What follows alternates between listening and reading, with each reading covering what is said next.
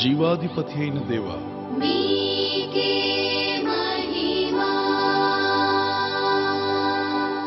ఆ తల్లి పేరు బ్రిట్నీ. చూడండి, బ్రిట్నీ డి లా మోరా, డి లా మోరా.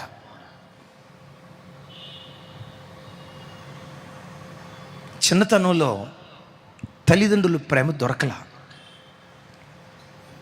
తల్లిదండ్రుల ప్రేమ దొరకపోవటాన్ని బట్టి లోకపు ప్రేమలో అమ్మాయి వెతకటం ప్రారంభించింది. ఈలోపు ఎవరో ఈ అమ్మాయిని రేపి ఫోర్నోగ్రఫీ, ఆ పిక్చర్స్లో నటించే యాక్టర్గా ఒక వ్యభిచారపు రొంపులోకి దించారు. తను చెప్తూ ఈ భయంకరమైన ఫోర్నోగ్రఫీ వీడియోస్ చేస్తూ లక్షల రూపాయలు సంపాదించుకునేది, శరీరాన్ని అమ్ముకొని సంపాదించేదే, కానీ మనసులో నెమ్మది లేదు, మనసులో సమాధానం లేదు. ఖరీదైన కారులు ఉన్నాయి, ఖరీదైన బిల్డింగ్ ఉంది, ఖరీదైన ఆస్తిపాస్తులు ఉన్నాయి, ఖరీదైన వస్త్రాలు ధరిస్తుంది, చూస్తే కోటీశ్వరురాలుగా ఉంది. కానీ హృదయములో శాంతి సమాధానాల విషయంలో కడు పేదదిగా మారిపోయింది. ఆ అశ్లీలమైన బూతు బొమ్మల్లో నటించి తిరిగింటికి వచ్చిన తర్వాత నిద్ర పట్టకపోతే డ్రగ్స్, గంజాయి, మాదక ద్రవ్యాలు తీసుకొని మత్తు ఇంజక్షన్లు ఎక్కించుకొని నిద్ర పట్టక కొన్ని రాత్రులు గడిపేది. గమనించండి, ఆస్తి తనకు సమాధానం ఇవ్వాల, వెండి బంగారాలు తనకు సమాధానం ఇవ్వాల, తను సంపాదించిన బిల్డింగులు సమాధానం ఇవ్వాల. క్రైస్తవ జనమ ఒక మాట చెప్తాను, మానవ హృదయాలలో సమాధానం డబ్బు ద్వారా రాదు, ఆస్తిపాస్తుల ద్వారా రాదు, వెండి బంగారాల ద్వారా రాదు. మానవ హృదయములో సమాధానాన్ని పుట్టించగలిగిన ఏకైక దేవుడు సమాధానకర్త ప్రభు అయిన యేసుక్రీస్తు వారు. ఈయనొక్కడు నీ హృదయ సింహాసనం మీద ఆయన ఆసీనుడై ఉంటే కారపు మెతుకులు తిని బ్రతుకుతున్నా బిల్ గేట్స్ కూడా నీ అంత సంతోషంగా బ్రతకలేడు, వారెన్ బఫెట్ కూడా నీ అంత ఆనందంగా బ్రతకలేడు. ఇంకొంతమంది ఏమో గారు నాకు డౌట్ అన్నట్టు చూస్తున్నారేంటి? అనుభవించి చూడండి.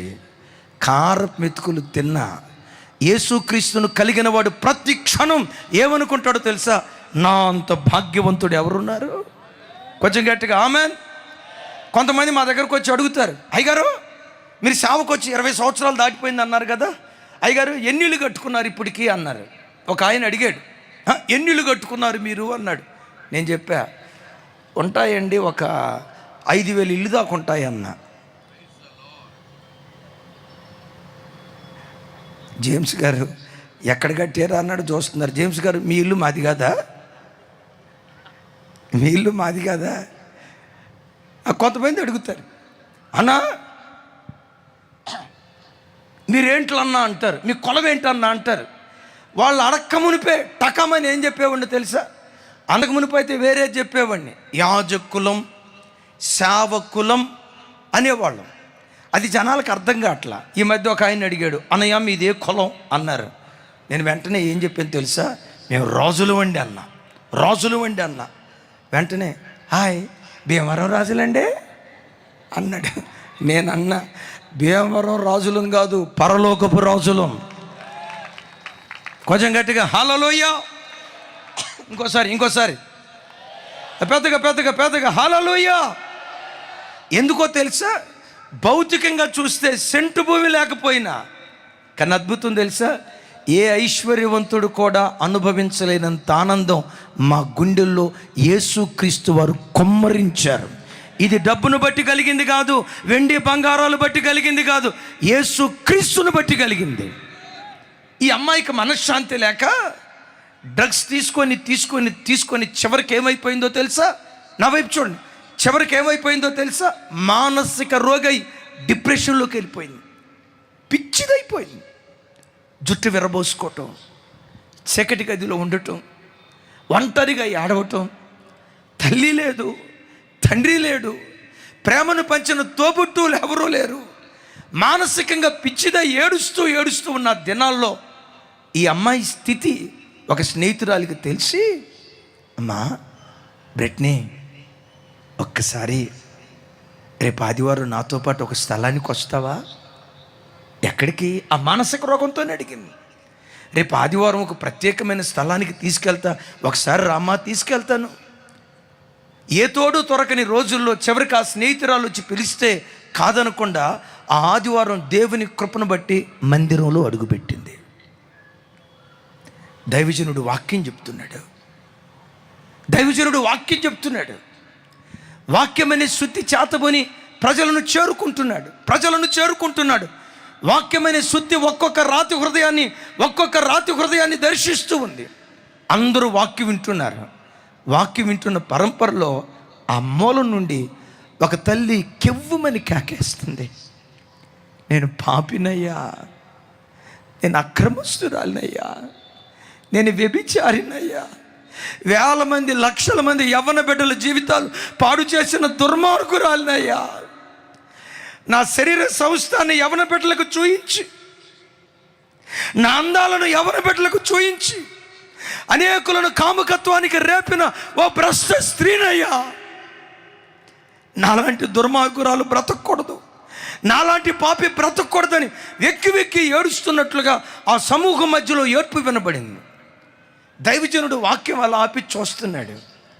ఈ యవనస్తురాలు, అదే బ్రిట్నీ అని అన్నానే, ఆ యవనస్తురాలు లేచి నిలబడి వెక్కి ఏడుస్తూ సావుకుని పాదాల మీద పడి నేను ఒక నూతన జీవితం జీవించేటట్లు ఏడుస్తూ అందట, పుట్టిన నాటి నుండి నా బ్రతుకులో నేను ఏడ్పించిన దానే కానీ ఏడ్చిన దానికి నా వ్యక్తిగత జీవితం కోసం ఏడ్చా, కానీ ఈరోజు మందిరానికి వచ్చిన తర్వాత ఏం జరిగిందో తెలీదు, నా రాతి హృదయం బ్రద్దలై ఏడవటం ప్రారంభించిందయ్యా. ఏడుస్తూ అందట, ఈ పాప జీవితాన్ని వదిలిపెట్టి ఈ దినం నుండి నేను ప్రభు కొరకు బ్రతుకుతా, నాకు ఒక బైబిల్ ఇస్తారా? దైవజనుడు బైబిల్ ఇచ్చాడు. ఇంటికి తీసుకెళ్ళింది. వాక్యం చదువుతూ ప్రకటన గ్రంథంలో యెజబెలు స్త్రీ గురించి ఒక మాట ఉంది. యెజబెలు, నువ్వు జారత్వాన్ని విడిచిపెట్టి మారు మనసు పొందితేనే సరి, నువ్వు మారు మనసు పొందకపోతే నేను మంచం ఎక్కిస్తా. ఎంతోమందిని జారత్వానికి దించావే, ఎంతోమందిని పాపానికి దించావే, నీ జారత్వాన్ని బట్టి నువ్వు మారు మనసు పొందావా? సరే, మారు మనసు పొందకపోతే నేను మంచం ఎక్కిస్తా. ప్రకటన గ్రంథంలో ఆ మాట చదివింది. ఆ వాక్యం మీద బొక్కబోరలో పడింది. ఈ దినం నుండి బ్రతుకుట క్రీస్తే, చావైతే నాకు లాభమని అక్కడికక్కడే తన బ్రతుకును మార్చుకొని బాప్తిస్మం తీసుకొని ఈరోజు ప్రపంచ దేశాల్లో ఒక గొప్ప సువార్థికురాలుగా బ్రతుకుతూ వచ్చింది. చూసారా? నేను మిమ్మల్ని అడుగుతాను, ఎలాంటి పాపి మారుతుంది అని ప్రపంచంలో ఎవడైనా నమ్ముతాడా? ఈ పాపపు బురద బాబోయ్, ఈ పాపపు మేల కడగటం మనుషునికి సాధ్యమేనా? నేనంట, యేసుక్రీస్తు రక్తం ఎంత ఘోర పాపినైనా పరమ పవిత్రుడిగా మార్చగలిగిన శక్తి యేసుక్రీస్తు రక్తములో దాకుంది. అనంత జ్ఞాని అయిన దేవా,